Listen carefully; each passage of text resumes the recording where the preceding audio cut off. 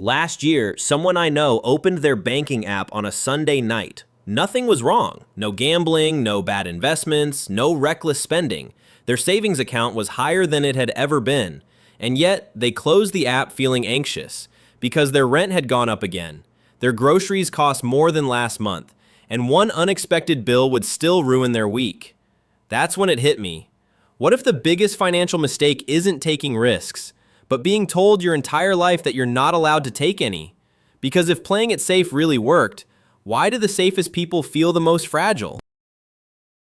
My name is John, and I don't make these videos to tell you how to get rich fast. I make them because I've watched too many normal, responsible people do everything they were told and still feel financially trapped. This channel isn't about beating the market. It's about understanding the rules of the game we're all forced to play. Because today's topic isn't really about investing. It's about something much quieter and much more dangerous. The belief that safety means standing still. Most of us were taught the same lesson early on. Save your money, avoid risk, don't mess up. And on the surface, that sounds reasonable. But here's the uncomfortable truth. Money doesn't exist in a vacuum. While your savings sit still, the world around them keeps moving. Prices rise, rent creeps up, healthcare gets more expensive, time passes whether your money grows or not. So when we say something is safe, we usually mean one thing only. The number on the screen doesn't go down. But that's a dangerously incomplete definition, because there are different kinds of risk. There's the risk of volatility numbers going up and down, and then there's the risk no one talks about. The risk of slowly losing your ability to live the same life. This video is about that second kind. The kind that doesn't feel scary in the moment. The kind that doesn't trigger panic. The kind that feels responsible, right up until you realize it's boxed you in. Today we're going to break this down step by step. We'll talk about why inflation acts like a silent tax. Why our brains are wired to fear visible losses more than invisible ones. Why the system rewards certain kinds of risk, but only if you already have a cushion. And why being too careful can quietly cost you decades. Most importantly, we'll talk about what real safety actually looks like. Not in theory, but in real life. For people who can't afford to mess up. This isn't financial advice, it's financial clarity. Because once you understand the trap,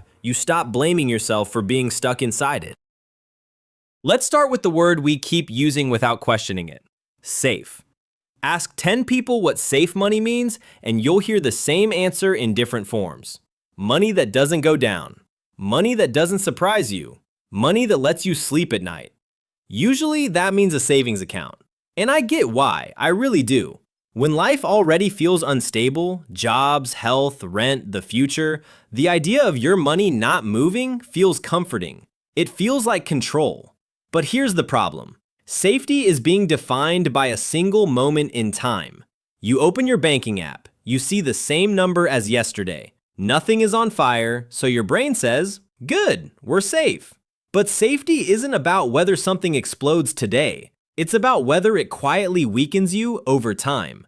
Imagine two bridges. One looks calm, no movement, solid concrete. The other sways a little in the wind. Most people would choose the first bridge without hesitation. But what if I told you the calm bridge is slowly sinking, and the moving one was designed to flex, adjust, and survive storms? That's what's happening with money. We've been trained to fear movement more than direction. A savings account feels safe because it doesn't move, but it also doesn't adapt. It doesn't care that rent goes up. It doesn't care that groceries cost more. It doesn't care that healthcare inflation runs faster than your paycheck. It just sits there. So when people say, at least I didn't lose money, what they usually mean is, I didn't see it leave. But loss doesn't need an exit notification. Loss can happen quietly through shrinking choices. You stop considering certain neighborhoods. You delay medical appointments. You put off taking time off because one bad month would hurt too much. Nothing dramatic happened. No financial disaster. Just a life that slowly narrowed. And this is the cruel irony. The people who are the most careful with money are often the ones who feel the least secure. Not because they did something wrong, but because they were taught that the absence of volatility meant the presence of safety, and those are not the same thing. Inflation is one of those words everyone recognizes, but almost no one feels until it's already done its damage. Because inflation doesn't look like theft. No one sends you a notice. No one asks for permission. Nothing disappears overnight. You still have the same number in your account, but that number slowly starts to mean less. 3% doesn't sound scary, neither does 4. It sounds polite, manageable, almost harmless. But here's what those numbers actually do. At 3% inflation, your money loses roughly half its purchasing power in about 24 years. At 4%, it happens even faster. That means if you're 30 today, money you plan to use in your 50s is already on a countdown clock. And here's the part that messes with people's heads. Inflation doesn't punish recklessness, it punishes stillness. If you spend irresponsibly, you feel it immediately. If you make a bad investment, you feel it immediately. But if you do nothing, if you play it safe, the cost is delayed. And delayed pain is the easiest pain to ignore. This is why inflation works like a silent tax. A regular tax shows up on a paycheck. You notice it, you complain about it. Inflation shows up in small decisions. You buy a slightly cheaper brand, you go out a little less, you push a purchase to next year. None of these feel dramatic, but stacked over decades, they quietly change the shape of your life. The worst part? Inflation hits hardest where people are already vulnerable. If you own assets, property, businesses, stocks, prices rising often help you. If you rely mostly on wages and cash savings, prices rising just mean life costs more. Same inflation, two very different experiences. And this is where the system gets uncomfortable. We tell people with the least margin for error to avoid risk at all costs. We tell them to keep their money safe. We tell them not to gamble with their future. But inflation gambles with them anyway. Every year they don't grow their money, they're effectively paying a tax for being careful. Not because they're irresponsible, not because they're lazy, but because they were taught that money standing still was neutral. It isn't. Standing still is a position, and in a world that keeps moving forward, it's a losing one. At this point, a reasonable question comes up.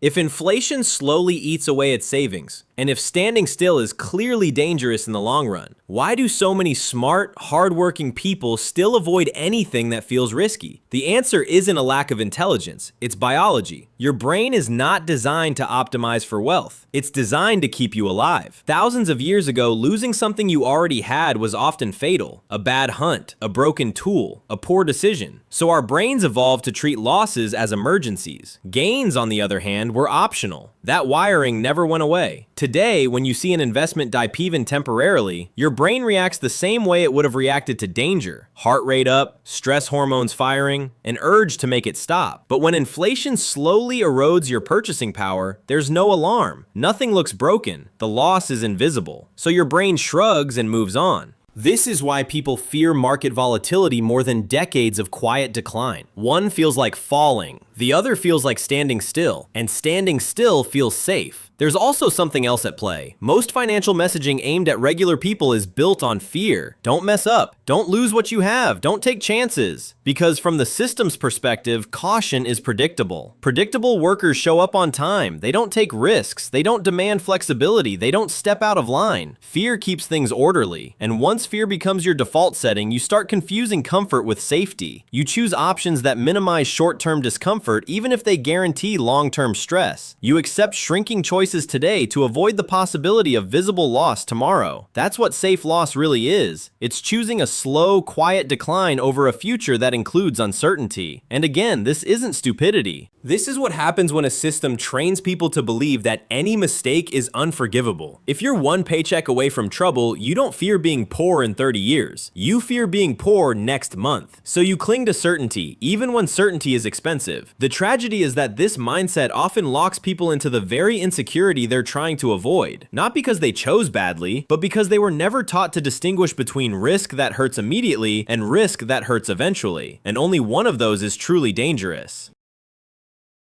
Here's where this stops being just psychology and starts getting uncomfortable. Because risk doesn't exist in a vacuum. It exists inside a system. And in that system, not everyone is allowed to take risks equally. Think about two people. The first one has savings, assets, and a safety net. If they make a bad investment, it hurts, but it doesn't break them. They can wait, they can recover, they can try again. Risk for them is flexible. Now think about someone else. They live paycheck to paycheck. Their margin for error is thin. One mistake doesn't slow them down, it knocks them over. For them, risk feels dangerous. Not because risk is inherently evil, but because the consequences are immediate. So what advice does the system give each group? To the first group, quietly and indirectly take risks. Invest, grow, leverage time. To the second group, loudly and repeatedly be careful. Don't mess up, don't gamble with your future. Same economy, same inflation. Very different rules. And this is the trap.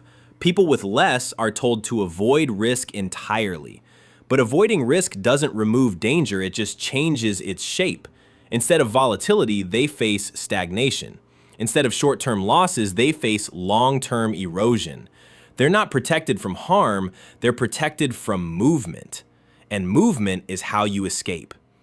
This is why phrases like just invest feel so insulting to people who are struggling, because it ignores the reality of their situation.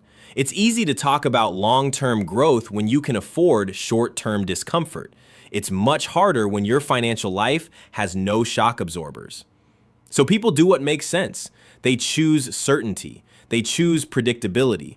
They choose options that won't blow up their week. And the system benefits from that choice, because a population trained to fear mistakes is a population that stays in place. They keep working, they keep consuming, they keep paying higher prices as time goes on, and they blame themselves when it gets harder. But here's the truth that almost never gets said out loud. The problem isn't that people with less are too scared. The problem is that they were never given safe ways to take risk. No buffer, no education, no forgiveness for early mistakes. Just a warning, don't screw this up. So they don't. And over decades, that caution cost them far more than any single bad decision ever could.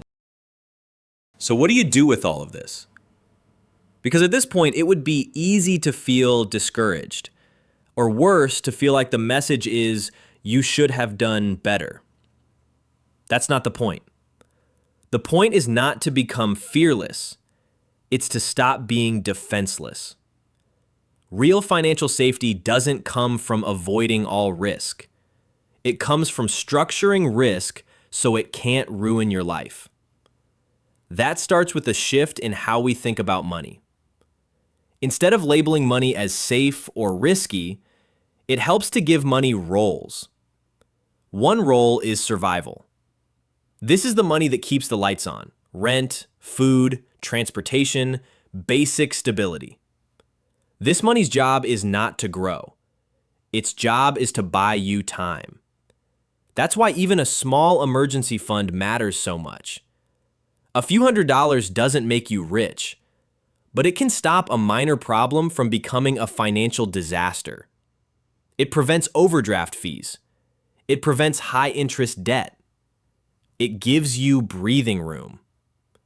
And breathing room changes how risk feels. The second role is stability. This is money that protects you from obvious shocks: job loss, medical bills, short-term disruptions. It's boring on purpose, but it's not meant to be everything. The mistake people make is trying to force all their money to do the job of stability, and that leaves nothing left for the third role: growth. Growth money is not gambling money. It's money you deliberately expose to uncertainty because uncertainty is the price of long-term progress. This is where time works for you instead of against you. And here's the key part that rarely gets emphasized. Growth doesn't require bravery. It requires limits. You don't need to risk everything. You need to risk something you can recover from. That might mean starting small. It might mean accepting that short-term dips are not emergencies. It might mean focusing on consistency instead of perfection. The goal isn't to win big. The goal is to stop losing quietly. Another important shift is redefining what safe actually means. Safety isn't about whether your account balance ever drops. Safety is about whether your future options expand or shrink over time. If your choices get narrower every year, that's not safety, that's fragility. Finally, there's a mindset change that matters more than any tactic. You don't need to outperform anyone. You don't need to beat the market. You don't need to become a financial expert. You just need to stop letting fear make all the decisions. Because fear is expensive, not all at once, but slowly, predictably, over decades. And once you see that, you realize this was never about being reckless. It was about being allowed to move forward. If there's one thing I hope you take away from this video, it's this: you are not bad with money. You didn't fail because you weren't aggressive enough, or smart enough, or disciplined enough. In many ways, you did exactly what you were told. You played it safe. You avoided mistakes. You tried not to mess things up. And the problem is that the world changed around that advice. Prices rose faster than wages. Security became more expensive. Standing still stopped being neutral. So if you've ever felt like you're doing everything right but still falling behind, that's not a personal flaw. That's a mismatch between the rules you learned and the game you're actually in. Real financial safety isn't about never seeing a red number. It's about having room to breathe. room to adapt, room to recover. It's about understanding that some risks are loud but temporary, while others are quiet and permanent. And the most dangerous one of all is believing you're protected just because nothing is moving. So don't aim to be perfect. Don't aim to be fearless. Aim to be resilient. Because wealth isn't just about how much money you have on paper. It's about how many choices you have in real life. And I want you to be wealthy in life, not just on paper. If this helped you see your situation differently, share it with someone who's been blaming themselves for being behind. And if you want more videos like this, subscribe. Because understanding the system is the first step to finally stepping out of its traps.